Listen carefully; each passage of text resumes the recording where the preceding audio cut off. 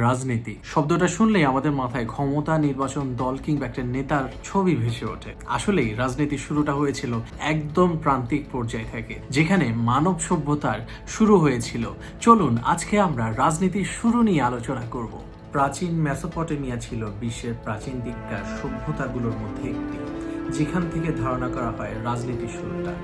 মেসোপটেমিয়াতেই প্রথম শহর ব্যবস্থা গড়ে ওঠে, যেখানে আইন, প্রশাসন এবং কর ব্যবস্থা সহ এই সকল আনুষঙ্গিক জিনিসের সূচনা হয় বিশ্বের মধ্যে। এরপরে আসে প্রাচীন মিশর, যেখানে ফেরাউনদের শাসন ব্যবস্থা রাজনীতিকে অন্য ধরনের একটা রূপ দেয়, যেখান থেকে পুরো বিশ্বে আসলেই রাজনীতি নামক ব্যাপারটা ছড়িয়ে পড়তে শুরু করে।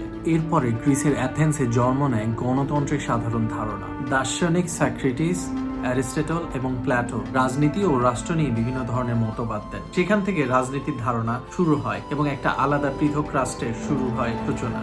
অবশ্য আমাদের নবীজি হযরত মুহাম্মদ সাল্লাল্লাহু আলাইহি সাল্লামের জীবন বৃত্তান্ত থেকে আমরা গণতন্ত্র এবং একটি সমাজ ব্যবস্থা কিভাবে চলবে সবকিছুই পাই। এই রাজ্যের সংবিধান কিভাবে হবে তার লিখিত রূপ আমরা মূলত নবীজি হযরত মুহাম্মদ সাল্লাল্লাহু আলাইহি সাল্লাম থেকে পাই।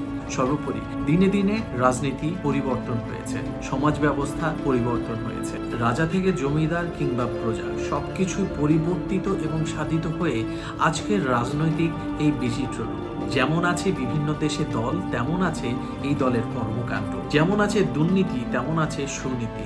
আর এই রাজনীতি ঘিরেই বর্তমান বিশ্ব চলছে বেশ দাপটের সাথে। ধন্যবাদ ভিডিওটা দেখার জন্য। নেক্সট ইলেকশনে ভোটটা আমাকেই দিন। অন্তত ভোট না দিতে পারলে subscribe to my channel and like, share and comment on my video. Assalamu alaikum.